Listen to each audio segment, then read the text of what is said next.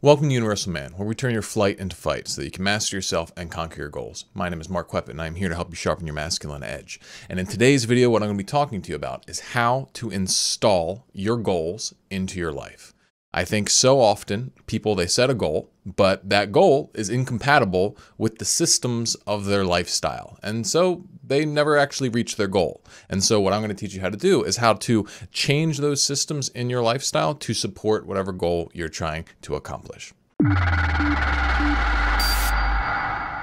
right, so I've been talking a lot recently about you got to get out there and work for the things that you want. You got to get out there and push yourself. You got to go out and make it happen. And, this is good stuff, I think, but I think I've maybe been neglecting the specifics a little bit about how do you actually go about making your goals happen. And obviously it's going to be different depending upon what your goal is, but there are some general guidelines that you can follow that can be really beneficial.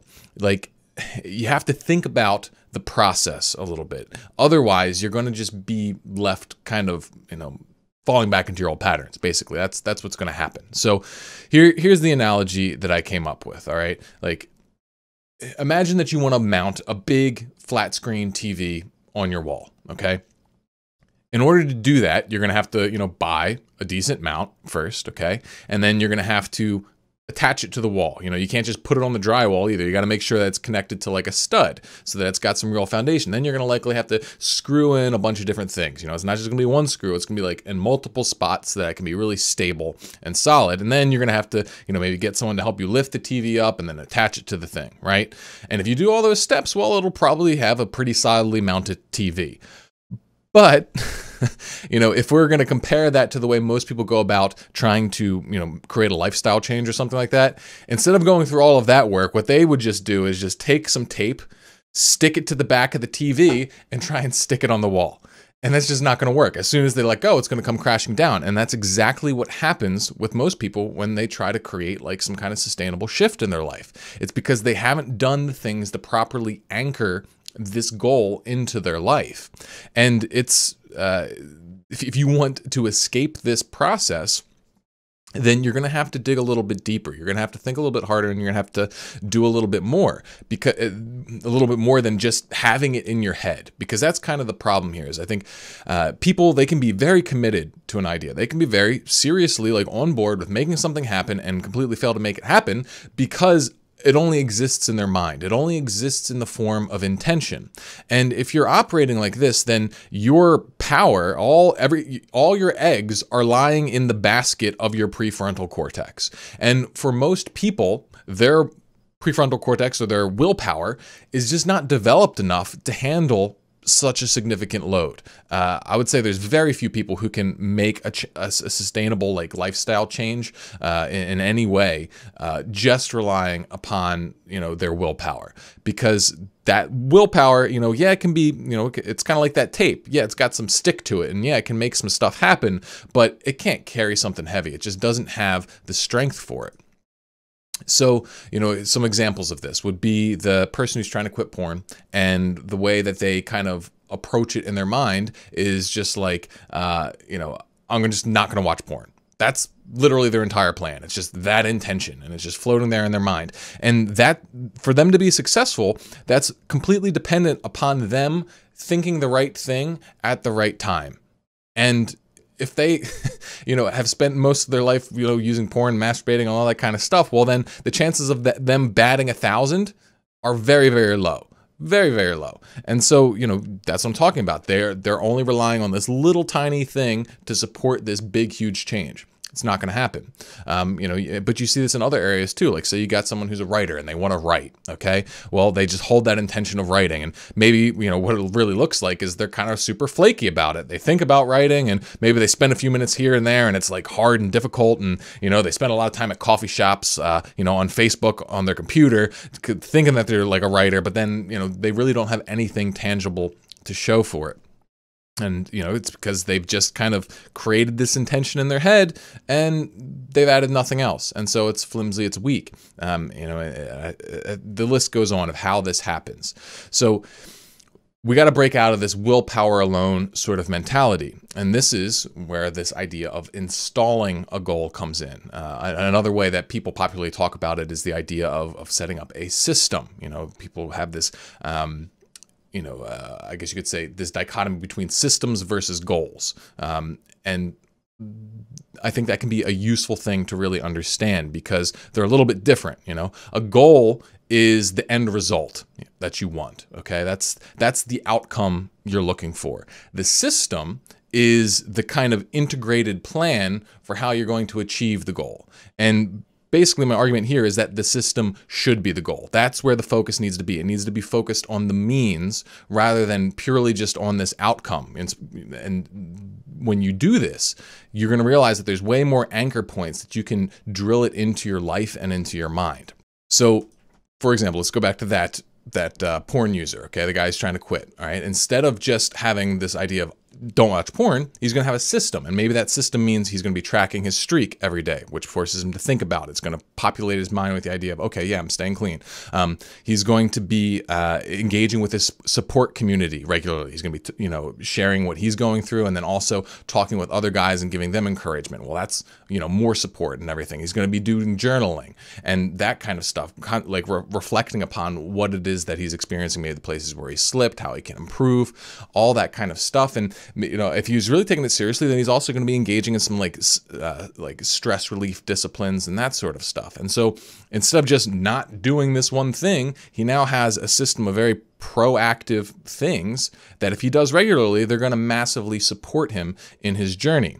For the writer, okay, let's look at the writer now, that person who's just kind of, wishy-washy, flaky with showing up and writing their book. They have to commit to a certain number of hours. They decide, all right, I'm going to have this number of hours of writing per week, and I'm going to sit down and I'm going to do it, and I'm going to do it at this time. All right. And I'm going to change my schedule around. I'm going to do whatever I need to make this stuff happen. And maybe there's a lot of things that they have to look at.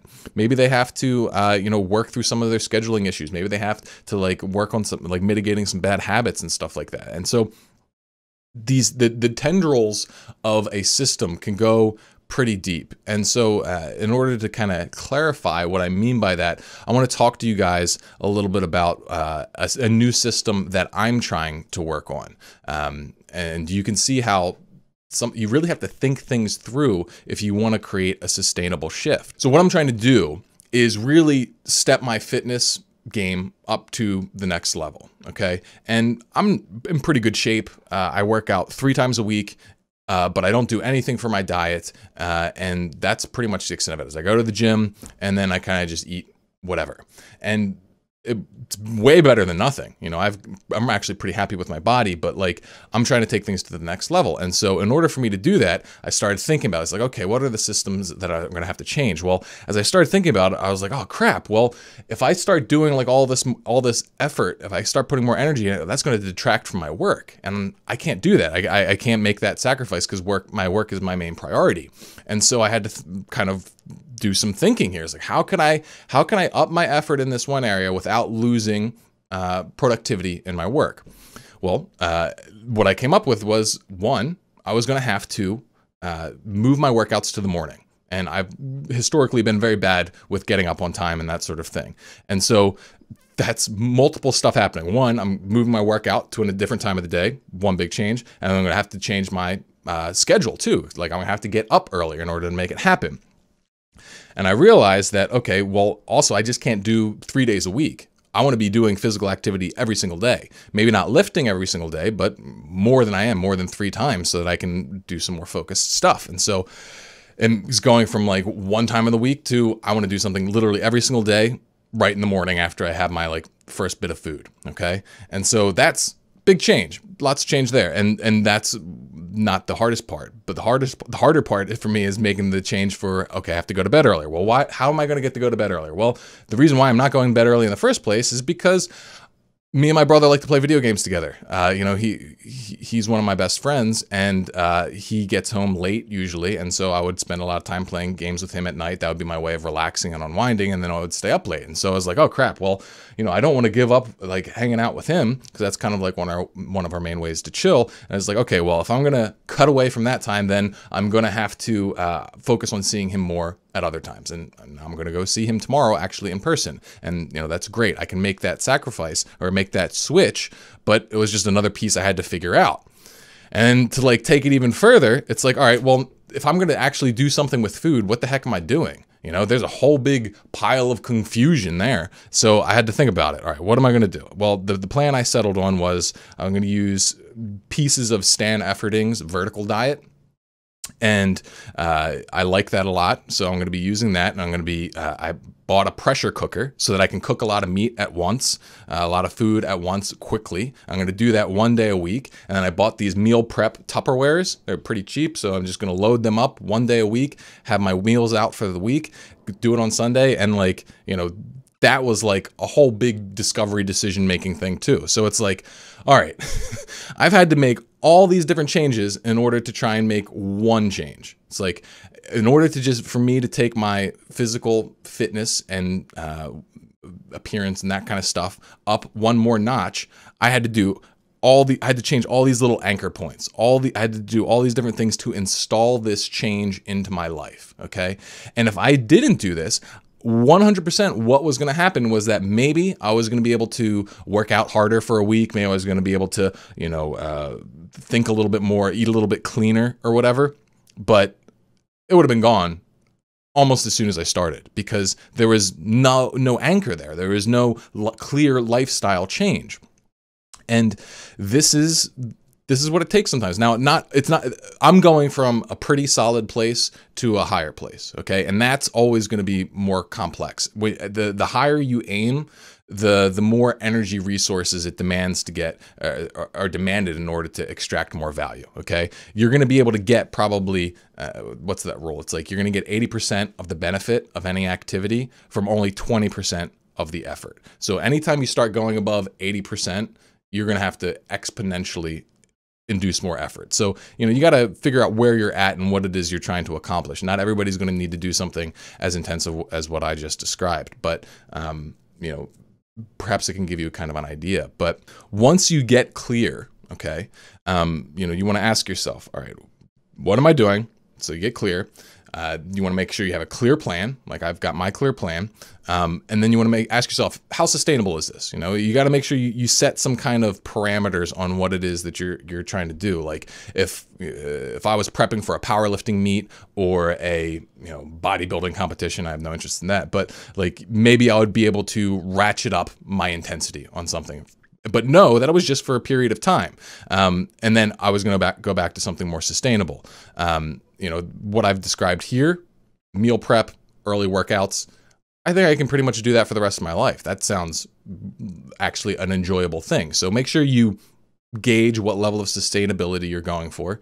But then the final piece that I recommend is having some kind of accountability, some kind of measurement, some kind of way to check your progress and keep you motivated and on track. So, I mean, the easiest form would be to just keep some kind of journal, keep some kind of measurement, keep some kind of streak tracker or something along those lines where, you can measure yourself and be like, okay, well, hey, I did good here, or hey, I didn't do good here. Okay. That's good. If you're already, doing pretty good and whatnot, and you can trust yourself to show up. But the better thing is to have some kind of community online or some kind of coaching or some kind of accountability with another person. And I think this is really big. So, for example, one of the members of the Vanguard, which is the community I put together for Universal Man through Patreon, is a guy named James UK. He has this business, and his goal, he's put in, he wanted accountability because he was going to be putting in, he was trying to get his product into more stores around him. And he said that, hey, I need to go out and visit these stores, all right? And I'm going to do this by the end of the week.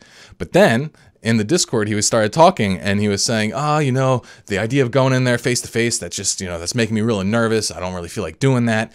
Maybe I'll just send them an email and maybe like shoot them a little care package or something like that. And I asked him, I was like, dude, what do you think? Is this really going to be the best move? It sounds like face to face would be better.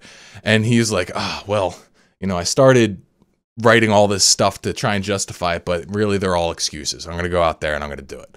And then, a couple days later, I get a message from him telling me about how, he went in and he killed it. And like the people wanted to work with him, and that someone else even was like at that moment was like trying to email them or something and like get their product in there. And the store owner was like, nope, you got to come in here and talk to me face to face like this man. So it was just like, very affirming. But the thing is, the magic part here is that what James did is he had a system. He's like, all right, I got a plan that I'm going to be putting my product out in these stores, but he installed it through accountability. He had that extra anchor there, because if I wasn't there to push him and the community wasn't there to push him, I don't know if he would have, just kind of, stepped back and gone with the email route and then not been as far ahead. So that's a very smart way to make sure that you're extra anchored, that your goals are extra installed. So hopefully this, helps you sort of look at the changes that you want to make in your life in a little bit more of a holistic manner. I hope it gives you some insight and some ideas. Please let me know what you think. Please make sure that you subscribe, you do all that kind of stuff. Yeah, I look forward to hearing from you. Stay sharp, and I will see you in the next one.